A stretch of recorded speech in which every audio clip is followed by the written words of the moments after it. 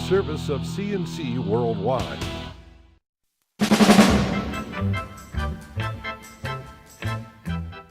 The Daily is a service of CNC News brought to you by the Greece Chamber of Commerce, providing more than 800 companies with business solutions since 1984. Jason Dufner captured his first major PGA title, winning the 95th PGA Championship by 2 strokes on Sunday afternoon at Oak Hill Country Club. The 36-year-old Cleveland native shot a 2-under par 68 for a 72-hole total of 270. That was 2 strokes better than the man who led the first and third rounds, Jim Furyk. Dufner led the field after the second round, and he was able to raise the Wanamaker Trophy after the final round. Today was a tough day. The golf course again played pretty tough. Guys were, me and Jim, it kind of came down to the 2-man race there at the end, and he's a great champion. He played, so well in so many majors. He's been there before, so it was a tough test for me. The golf course was tough, but like you said, my name will always be on the trophy, and nobody can take that away from me. So it's a great accomplishment for me, and I'm really excited about it. It came down to a 2-horse race between Furyk and Dufner Sunday. Dufner birdied the 8th hole, and then Furyk bogeyed the 9th, and that opened up the 2-stroke lead for Dufner. He never gave it up. And the full story is in the sports page. You can read Craig Potter's coverage there on GreeceNYLive.com and the other CNC news pages. The PGA Rochester was not kind to 2 of golf's marquee players, Tiger Woods and Phil Mickelson. Mickelson finished the tournament, his last round, a 2-over par 72. That put him 12 over for the championship. After a disappointing Saturday, Woods shot an even par 70 on Sunday, finishing at 4 over, and he got himself into the top 50. A Siena poll finds more than 2/3 of New York voters think the political comeback attempts by former Congressman Anthony Weiner and former Governor Eliot Spitzer are an embarrassment. The poll also finds Governor Cuomo's favorability rating coming back up. More than 2/3 of you think he's been an effective governor, but only 1/3 say he would make a good president.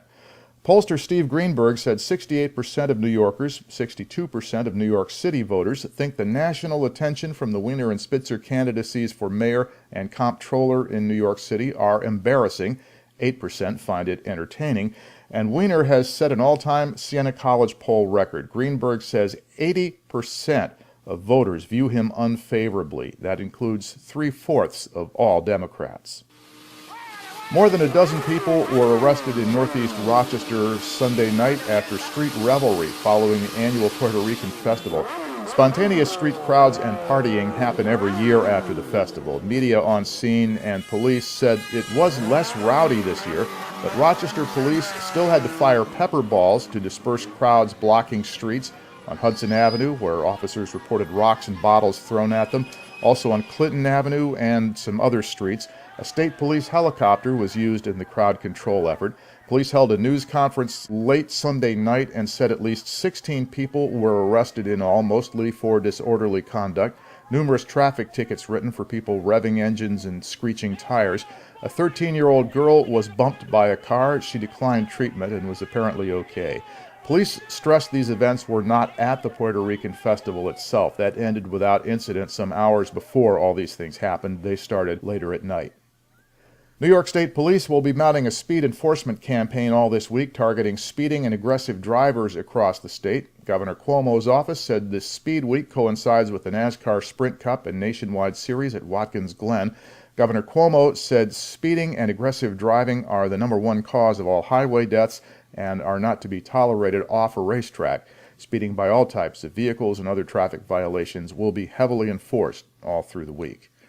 And the governor will be touring the Finger Lakes on Tuesday to promote New York wines. Cuomo is hosting leading wine industry professionals, restaurateurs, and tourism officials during this year's New York Wine and Food Classic wine competition.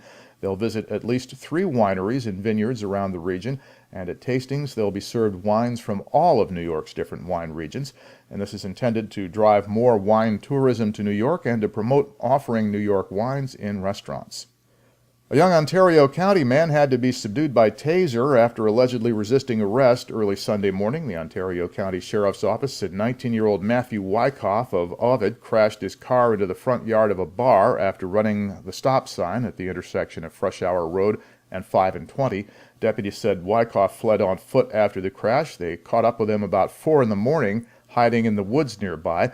Wyckoff allegedly resisted and kicked one of the deputies. That's when they shot him with the taser. He has been charged with resisting arrest, harassment, DWI, and several other violations. A Spencerport man got himself in trouble with authorities in Ontario County after allegedly punching a police officer numerous times in Canandaigua. Canandaigua police said they were called to handle a disturbance at Canandaigua Inn on the Lake. They said 25-year-old Matthew Larson started throwing punches. He ended up in the Ontario County Jail, earning himself an assault charge and a black eye, according to his booking photo.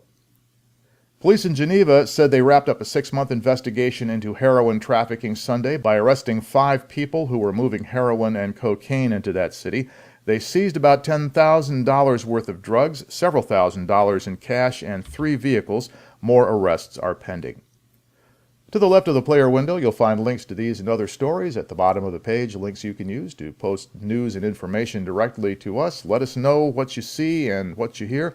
Next news podcast is As It Happens. Updates are as necessary. I'm Bud Lowell, CNC News.